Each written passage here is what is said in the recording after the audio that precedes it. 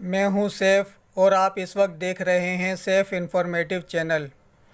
आज जो मैं आपके लिए वीडियो लेकर हाजिर हुआ हूं, इसमें आपको चेहरा पर चमक और ताजगी को बढ़ाने के लिए एक निहायत आसान टोटका बताऊंगा।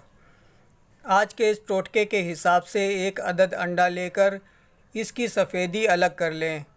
इस सफ़ेदी में एक चाय का चमचा दही और एक चाय का चमचा शहद डालकर मिक्स कर लें। इसे अच्छी तरह से मिक्स करने के बाद इसे चेहरा और गर्दन पर लगा लें। इसे तकरीबन 15 मिनट तक लगा रहने दें।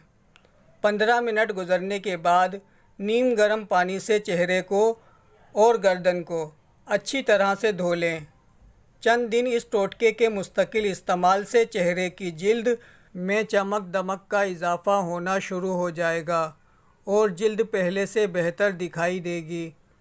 लेकिन एक बात याद रखें, इस टोटके का इस्तेमाल करने से पहले चेहरा और गर्दन को ताज़ा पानी के साथ अच्छे साबुन से ज़रूर धो लें ताकि इस टोटके के नताइज जल्द और अच्छे हासिल हो सकें। वीडियो को लाइक और चैनल को सब्सक्राइब करना मत भूलें। Thanks for watching.